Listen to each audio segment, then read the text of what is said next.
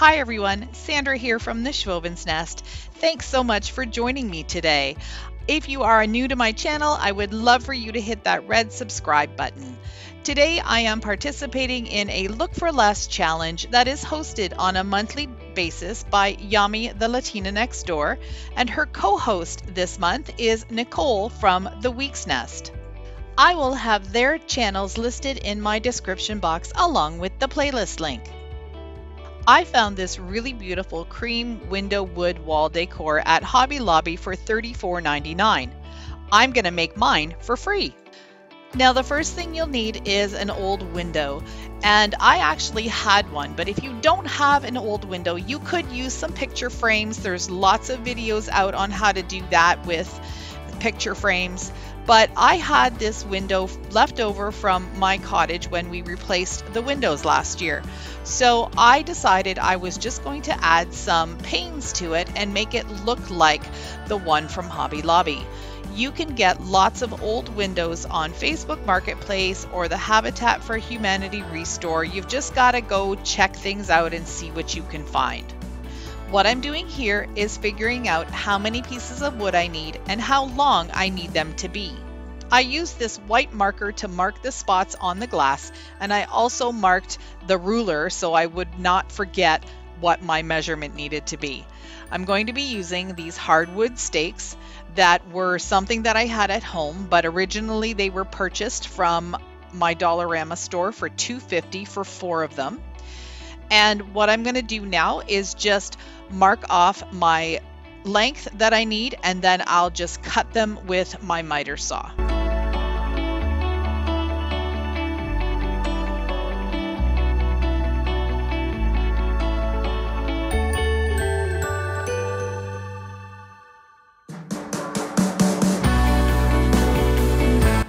With this little miter box, I usually clamp it onto my surface so it's a little easier to hang on to, and I'm also going to use these little clamps to clamp the wood to the miter box. It's just going to make it so much easier for me to saw. Now you're probably taking a look at this saw and going, that's not a miter saw, and you're absolutely right, it's not. I like to use a hacksaw when I'm doing small little projects like this because the blade is much more delicate and smaller and thinner. The saw that came with this is so big and the teeth are huge, so I usually end up making a mess of things. So that's why I've just switched over to a hacksaw.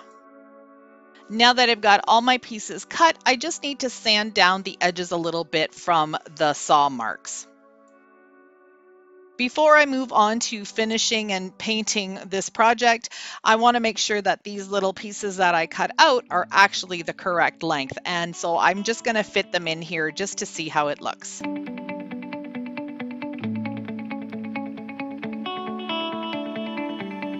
Now that I know the pieces fit, I'm going to give them one coat of linen white chalk paint.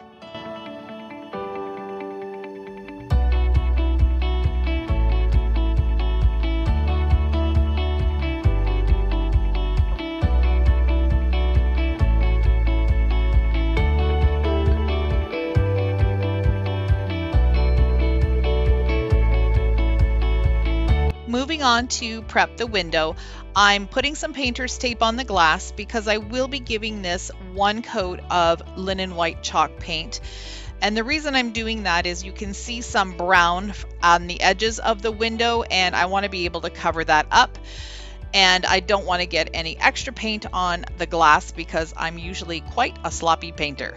Part of my prep is also going to be sanding a little bit of the paint that's kind of chunky on the ends because I don't want that to interfere with the look of the window. I want it to be nice and smooth when I paint over it.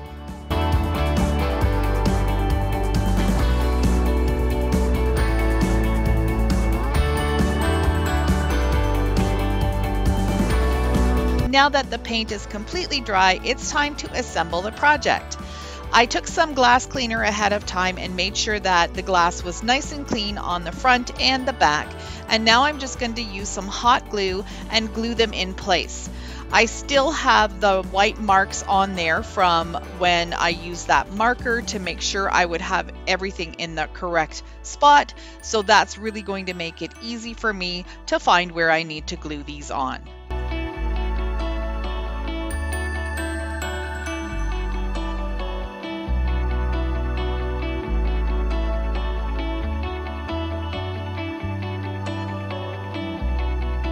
Next, I had to figure out how I was going to duplicate the hinges. So I found this little scrap piece of wood that I had in my stash, and it is 4 inches square. So I'm just marking off 2 inches so I can draw a nice line through the middle. Then I'm just going to be using this ruler and my craft knife. I'm going to score it a few times on the top, and then I'm going to flip it over and score it again, and it really easily just snaps in half.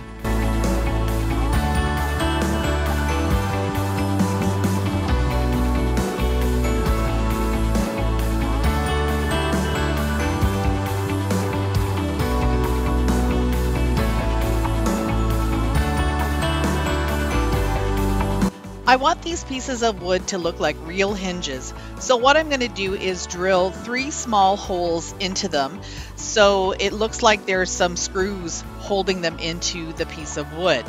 So I'm just marking off where I want to drill in. I've clamped both of the little pieces of wood together so I can drill them at the same time.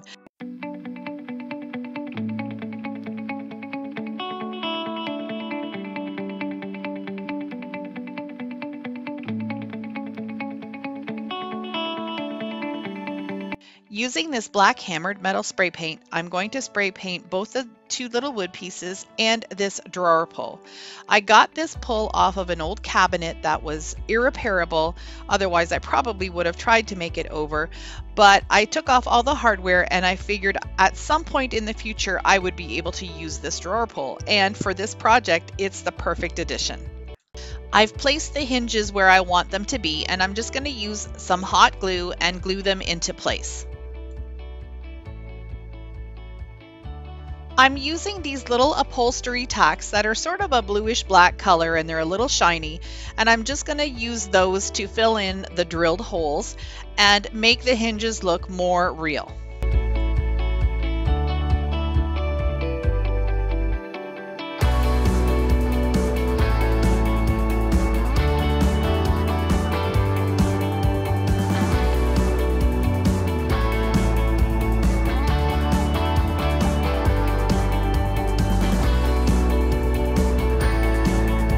The drawer pull is going to be the handle of the window, and I'm going to just use hot glue to put that in place as well.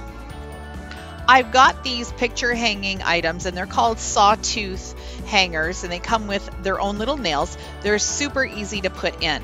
This wood on the window is really soft, so I was very easily able to just hammer those nails in and make it nice and strong to be hung on the wall. Here's a look at the 2 decor items side by side. Mine is a little bit different. I don't have that weathered look to it, but I think it turned out pretty sweet.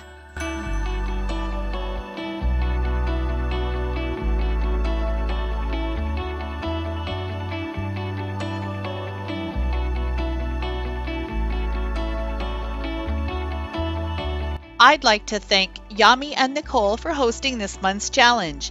If you enjoyed this video, I would love for you to give me a thumbs up, hit that red button and subscribe to my channel, and don't forget to click that bell to get notified when I upload new content. Thank you so much for watching. See you in the next one.